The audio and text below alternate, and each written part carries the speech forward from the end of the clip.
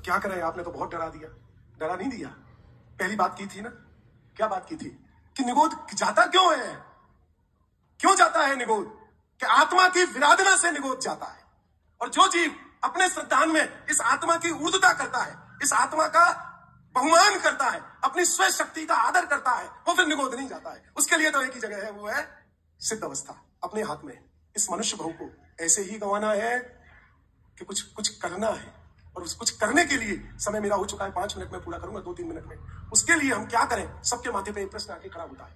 तो आचार्य भगवान ने, आचार्य कुंद देव ने श्री प्रवचन सार जी ग्रंथ की गाथा में एक ही बात लिखी है कि जो जान दी अरहंतम दव्वत गुणत पज्जयम थे, सो जान दी अपाड़म मोह खरुच जाति तस्य लयम। ये जिनेंद्र भगवान का पंच कल्याणक खाली वस्त्राभूषण वाला नहीं है, खाली बोलियों वाला नहीं है, ये भगवान के स्वरूप को समझने के लिए है, उनकी गुण पर्यायों को समझने के लिए है, उनके सत स्वभाव को समझने के लिए। तो क्या करें हम, भगवान के स्वरूप को भी हम कैसे जाने, हमारे पास क्षय ज्ञान में शक्ति नहीं है, कोई बताने वाला नहीं है इन सब बातों को। तो वो कहते हैं, फिर आचार्य भगवान ने इसका एक उपायांतर बताया उसी प्रवचन सार जी में, ज्ञान तत्व प्रज्ञापन में विकास। क्या उपायांतर बताया कि जो जीव जिन शास्त्र का अध्ययन करते हैं, क्या लिखा, बहुत ध्यान से समझना, आज आप सबकी लॉटरी खुलने वाली है।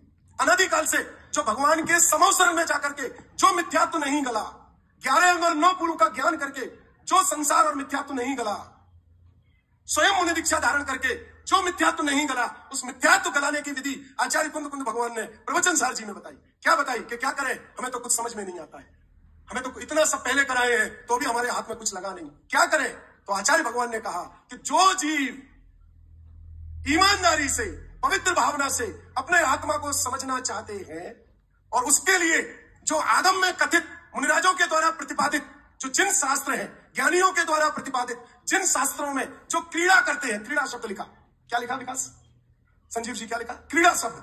जैसे अपन क्रीड़ा मत समझते हैं ना, अपन खेलते हैं, ऐसा क्रीड़ा माने जो निरंतर अपने उपयोग को शास्त्रों में ही रखते हैं। मैं क्या हूं, मेरा क्या स्वरूप है, ये जिनवाणी के अलावा आज मेरे को बताने वाला कोई नहीं है। उन जीवों का क्या लिखा आचार्य देव ने, बहुत तालियां बजाने वाली बात है, मोह का ढगला, मोह जय शीघ्र ही नाश को प्राप्त होता है।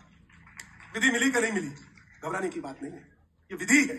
आज ये यहाँ तब कल्याणक के दिन पर प्रतिज्ञा करके उठना, अब हमें घंटे 2 घंटे, पूज्य गुरुदेव श्री तो 4 से 6 घंटे की सलाह देते थे, आप अपनी शक्ति को बढ़ाओ, ये मनुष्य भाव को ये व्यर्थ में करने जैसा नहीं है। एक बार ये पर्याय चली गई, मैं आपसे फिर बताता हूं, अंतिम बात बोलता हूं। 2 त्रियंच जीव है, एक कबूतर और एक चिड़िया।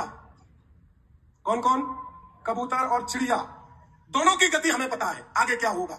कबूतर भूखा मर जाएगा पर कीड़ा मार के नहीं खाएगा, और चिड़िया दाना पड़ा होगा और कीड़ा होगा तो पहले कीड़े को खाएगी, दाने को नहीं खाएगी। अंतर समझ में आया, किसने सिखाया था उनको, किसी ने सिखाया था। तो ये पता है कि कबूतर उत्तरोत्तर ऊपर की गति में आएगा, सभी त्रियंच जीवों में लगा लेना, और चिड़िया उत्तरोत्तर नीचे की गति में जाएगी। अपना भी हिसाब किताब लगा लेना कि ये मनुष्य भाव इन्हीं विषय कसायों में जाएगा, इन्हीं 5 इंद्रिय के भोगों में जाएगा, इन्हीं परिग्रह की आसक्ति में जाएगा, तो निश्चित रूप से त्रियंच और नरक के अलावा कोई गति नहीं है। और अगर यह मनुष्य भाव जिनवाणी में जाएगा, देवसास गुरु की भक्ति में जाएगा, भगवान के स्वरूप को समझने में जाएगा, तो समझ लेना कि उत्तरोत्तर सिद्ध अवस्था ही है, कोई दूसरी अवस्था नहीं है। हम सब इस तप कल्याणक के महामहोत्सव के दिन अपने आत्मा को समझ करके उस स्वरूप का वंदन करें, चिंतन करें जो अनादि अनंत अहेतुक है। हम शीघ्र ही निर्वाण को प्राप्त करें। इसी मंगल भावना के साथ अपनी बात समाप्त करें।